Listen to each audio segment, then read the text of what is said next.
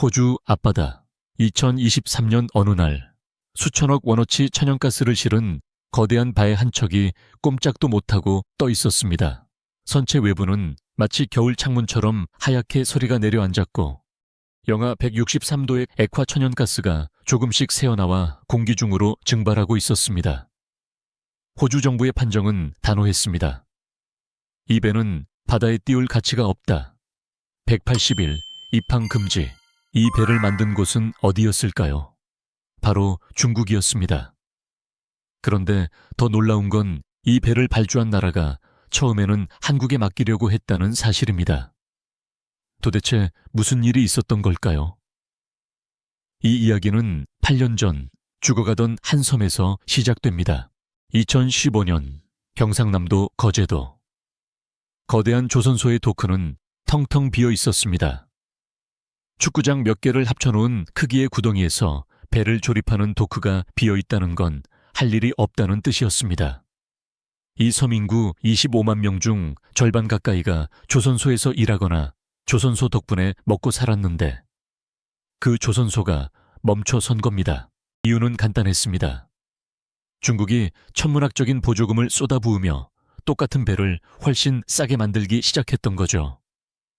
가격 경쟁에서 밀린 한국 조선소에는 주문이 뚝 끊겼습니다. 수만 명의 숙련공들이 하나둘 짐을 쌌습니다. 20년, 30년 용접봉을 잡았던 장인들이 하루아침에 일자리를 잃었습니다. 거제도의 밤거리는 어두워졌습니다. 식당들이 문을 닫았고 부동산이 폭락했습니다. 젊은 사람들이 섬을 떠났습니다.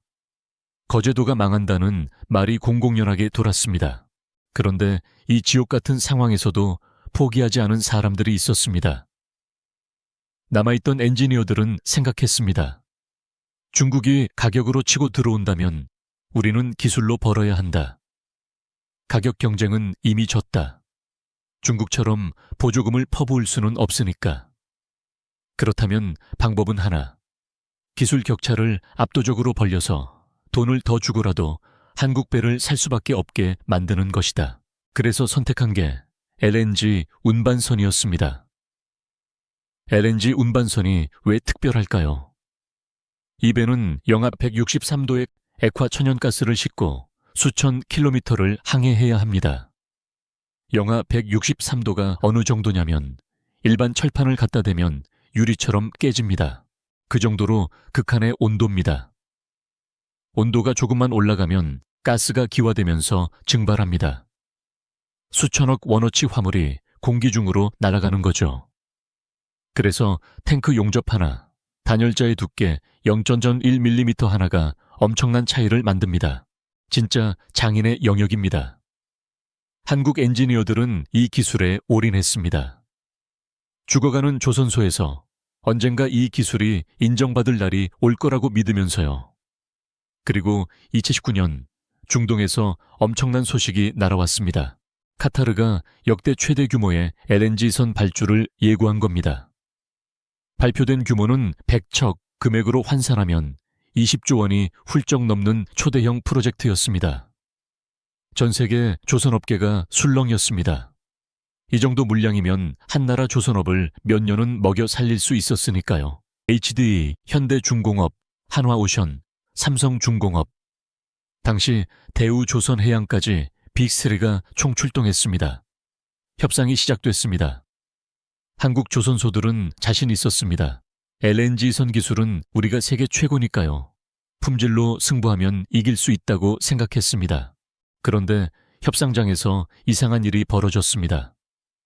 카타르가 계속 가격을 깎으라고 압박한 거예요. 중국은 30% 더 싸게 해준다던데요. 한국이 정말 이 물량이 필요하면 가격을 더 낮춰야 하는 거 아닌가요? 한국 조선소들은 고민에 빠졌습니다. 솔직히 말해서 마진을 거의 포기하는 수준까지 가격을 낮춰야 했습니다.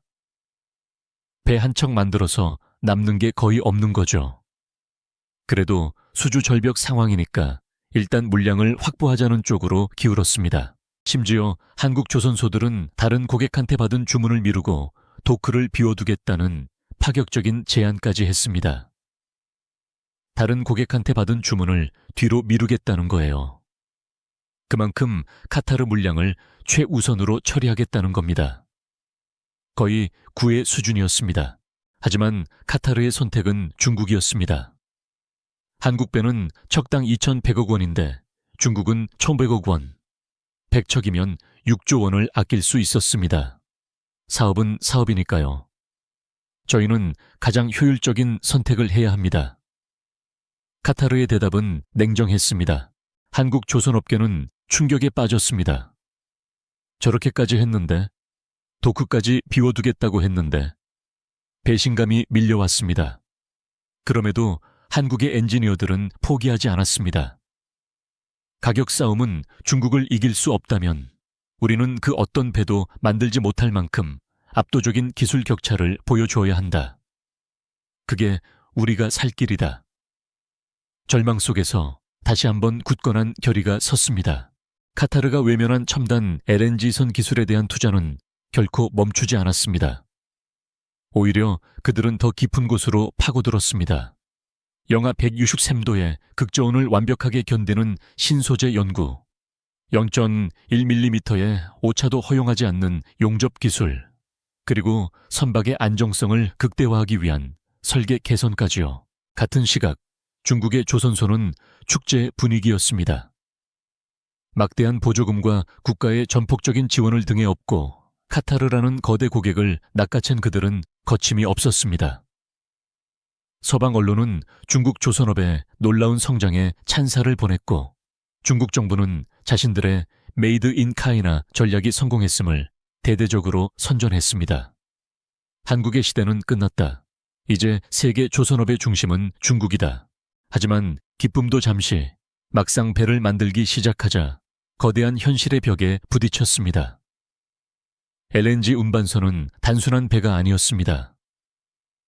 영하 163도의 액화 천연가스를 담는 거대한 탱크는 상상 이상의 정밀함을 요구했습니다. 마치 거대한 진공보온병과도 같았죠. 극저온을 견디는 특수 합금판을 겹겹이 용접하고 그 사이에 완벽한 단열층을 형성해야 했습니다. 작은 틈새라도 생기면 영하 102의 가스가 새어나와 선체를 얼려버리거나 기화되면서 폭발의 위험까지 안고 가는 엄청난 압력과 싸워야 하는 기술의 정점이었습니다. 중국은 한국보다 더 많은 노동력을 투입했습니다. 더 저렴한 인건비로 물량을 쏟아냈습니다. 하지만 수십 년간 쌓아온 한국의 숙련된 장인들의 손맛과 눈썰미는 돈으로 살 수 있는 것이 아니었습니다. 아무리 첨단 로봇 용접기를 들여와도 0.1mm의 오차를 감지하고 보정하는 건 결국 인간의 경험과 통찰력이었습니다. 그들은 수없이 많은 시행착오를 겪었고 예정된 납기를 맞추기 위해 속도를 냈습니다. 일단 만들고 보자는 식의 접근 방식은 극한의 정밀성을 요구하는 LNG선 건조는 치명적인 결과를 불러올 수밖에 없었습니다. 그리고 2023년 그 결과가 나타났습니다. 호주 앞바다에서 카타르가 발주한 첫 중국산 LNG 운반선이 도착했을 때 선박 검사관들은 경악했습니다. 배의 가장 중요한 부분인 화물창 외부가 마치 겨울철 창문처럼 하얗게 서리가 내려앉아 있었던 것입니다. 얼음 결정이 맺혀 있었고 일부 구간에서는 균열의 조짐까지 보였습니다. 영하 163도의 액화 천연가스를 완벽하게 격리해야 할 단열 시스템에 심각한 결함이 발생한 증거였습니다. 호주 정부는 단호했습니다. 이 배는 안전 기준을 충족하지 못한다. 바다에 띄울 가치가 없다. 즉시 해당 선박에 대해 10일간 호주 항만 입항 금지라는 초유의 조치를 내렸습니다. 단지 얼어붙은 배 한 척의 문제가 아니었습니다. 이 문제는 영하 163도 극저온 상태의 LNG가 선체 내부로 스며들어 선박의 강도를 약화시키고 최악의 경우 선체 파손과 대형 폭발로 이어질 수 있는 심각한 안전 위협이었기 때문입니다. 수천억 원어치의 LNG가 조금씩 기화되어 대기 중으로 사라지고 있었습니다. 이것이 단순한 사고였다면 운이 없었다고 치부할 수도 있었겠죠. 그러나 이 믿을 수 없는 일은 단 한 번으로 끝나지 않았습니다. 2018년, 23년, 그리고 불과 2024년까지 똑같은 문제가 반복해서 터져 나왔습니다. 다른 중국산 LNG 운반선들도 호주, 유럽 등 전 세계 주요 항만에서 연이어 입항 금지 처분을 받았습니다. 선체가 얼어붙고 가스가 새어나가는 치명적인 결함이 계속해서 발견된 것입니다. 카타르 정부는 발등에 불이 떨어졌습니다. 6조 원을 아끼려다 그 몇 배에 달하는 손실을 보게 생긴 겁니다. 운항이 중단된 바에 한 척당 하루에 수억 원에서 수십억 원의 손해가 발생했습니다. 여기에 수천억 원어치 가스가 증발하고 재수선 비용까지 합하면 그들이 아꼈다고 생각했던 6조 원은 이미 아득히 넘어서고 있었습니다. 막대한 LNG 수출 계획은 차질을 빚었고 전 세계적인 신뢰도 하락이라는 막대한 무형의 손실까지 떠안게 되었습니다. 처음에는 중국 정부가 나서서 사태를 수습하려 했습니다. 대규모 기술진을 파견하고 전폭적인 지원을 약속했습니다. 하지만 아무리 막대한 자본과 인력을 쏟아부어도 수십 년의 노하우와 숙련된 장인의 손길로 완성되는 극저온 보온병 기술은 단숨에 따라잡을 수 있는 것이 아니었습니다. 이미 건조된 배들을 재수선하는 것은 거의 새 배를 만드는 것과 다름없는 비용과 시간이 필요했고 심지어 그 결과마저 장담할 수 없는 상황이었습니다. 그렇다면 카타르는 어떻게 했을까요? 결국 카타르는 선택의 여지가 없었습니다.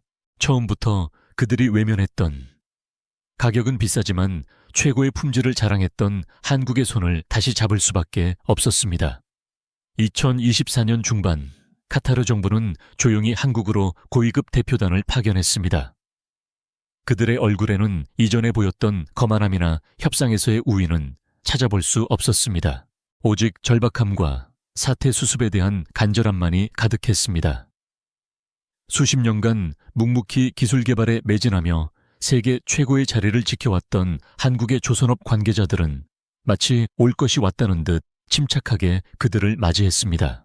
카타르 대표단은 이전에 자신들이 거부했던 바로 그 협상 테이블에 다시 앉아 이제는 훨씬 더 비싼 값에 배를 발주해야 하는 상황에 놓였습니다.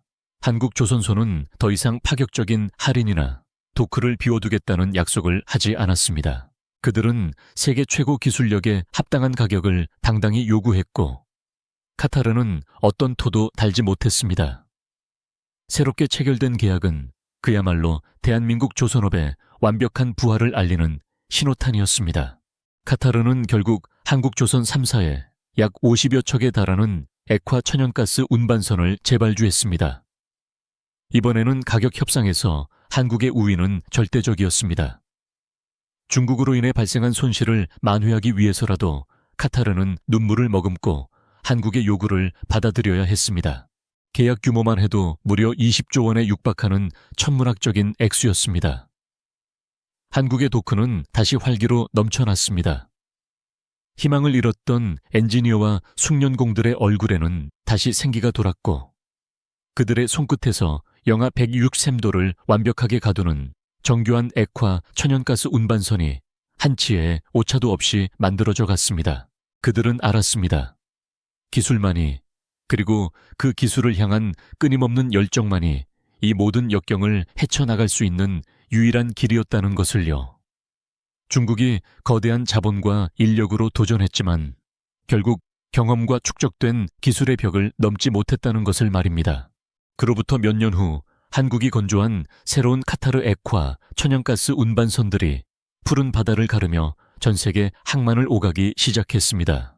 이 배들은 어떤 항구에서도 얼음 서리 하나 없이 완벽한 모습으로 입항했습니다.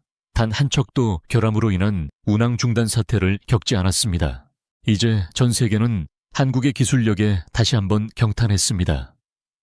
그리고 이 극적인 반전 스토리는 싸구려 모방과 단기적 이윤 추구가 아닌 오직 끊임없는 기술 혁신만이 진정한 리더십을 만든다는 준엄한 교훈을 우리에게 남겼습니다. 한국 조선업은 그렇게 다시 한번 그 어떤 나라도 넘볼 수 없는 독보적인 기술 강국의 위상을 확고히 다졌습니다. 이 단순한 계약 하나는 결코 수치 이상의 의미를 가졌습니다. 그것은 세계 경제의 거대한 흐름 속에서 기술의 진정한 가치와 그 가치를 지켜낸 이들의 땀방울이 얼마나 중요한지를 전 세계에 각인시킨 상징적인 사건이었습니다. 전 세계의 수많은 에너지 기업과 조선 발주국들은 이번 카타르 사태를 통해 값싼 가격 뒤에 숨겨진 치명적인 위험을 깨닫게 되었습니다. 이제 그들은 단순한 원가 절감이 아닌 장기적인 안정성과 신뢰할 수 있는 기술력에 더 높은 가치를 부여하기 시작했습니다. 이러한 인식의 전환은 한국 조선 산업에 새로운 황금기를 열어주었습니다. 세계 각국은 고품질의 액화, 천연가스 운반선뿐 아니라 친환경 선박, 스마트 선박 등 미래 하은 산업의 핵심을 이끌 차세대 선박 건조에서도 한국의 기술력에 주목했습니다. 대한민국 조선소의 도크는 향후 10년치 일감으로 가득 채워졌고, 이는 한때 일자리 감소로 위기를 겪었던 조선 도시들에 다시 활력을 불어넣었습니다. 수많은 젊은 인재들이 조선 해양공학을 다시금 꿈꾸기 시작했고, 과거의 영광을 되찾은 베테랑 기술자들은 그들의 숙련된 지식과 경험을 다음 세대에 아낌없이 전수했습니다. 그들의 손끝에서 펼쳐지는 용접 불꽃과 정밀한 조립 과정은 단순한 노동이 아닌 국가적 자부심의 상징이 되었습니다. 한국 정부와 조선업계는 이 기회를 놓치지 않았습니다. 그들은 과거의 실패를 교훈 삼아 미래를 위한 투자를 더욱 강화했습니다.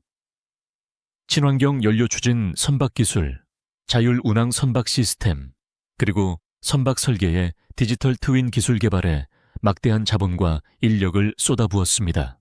이는 단순히 시장의 요구에 응하는 것을 넘어 미래하운 산업의 표준을 제시하고 새로운 시장을 창출하려는 선제적인 노력이었습니다. 한국은 더 이상 추격자가 아닌 시대를 이끄는 선도자로서의 입지를 확고히 다지게 된 것입니다. 이 극적인 반전 스토리는 단순한 경제적 성공을 넘어 기술 주권의 중요성을 전 세계에 일깨웠습니다. 누군가는 기술이 곧 국가 안보라고 말했습니다. 특히 에너지 안보와 직결되는 운송 기술은 특정 국가의 영향력 아래 놓일 때 얼마나 큰 위험을 초래할 수 있는지 카타르 사태는 여실히 보여주었습니다. 한국의 극저온 화물창 기술은 이제 단순한 상업적 기술이 아닌 글로벌 에너지 공급망의 안정성을 지탱하는 핵심 인프라로 자리매김했습니다.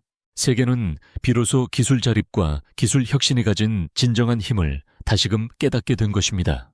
강대국의 틈바구니에서 오직 기술력 하나로 세계 최강의 자리에 오른 한국 조선업의 이야기는 앞으로도 오랫동안 수많은 나라에 회자될 역사적인 사례로 남을 것입니다. 그것은 싼 값에 현혹되지 않고 오직 품질과 기술의 본질에 집중할 때 비로소 진정한 성공과 지속 가능한 번영을 이룰 수 있다는 엄중한 교훈을 우리에게 남겼습니다. 그리고 그 교훈은 푸른 바다 위를 묵묵히 나아가는 한국산 액화 천연가스 운반선들처럼 끊임없이 우리에게 중요한 메시지를 전해주고 있습니다. 기술은 모방할 수 있지만 기술을 향한 끊임없는 열정과 장인정신은 결코 모방할 수 없다는 것을요. 지금 이 순간에도 푸른 바다 위에서는 대한민국 조선기술로 만들어진 배들이 묵묵히 자신의 길을 가고 있습니다. 마치 살아있는 존재처럼. 거대한 강철의 몸체는 때로는 잔잔하게, 때로는 거칠게 일렁이는 파도와 함께 호흡하며 지구촌 구석구석을 연결하고 있습니다. 그들의 백고동 소리는 단순한 기계음이 아닙니다. 그것은 이 땅의 사람들이 품었던 거대한 꿈이 현실이 되어 울려 퍼지는 승리의 함성이자 다가올 새로운 시대에도 우리는 결코 멈추지 않을 것이라는 굳건한 약속처럼 들립니다.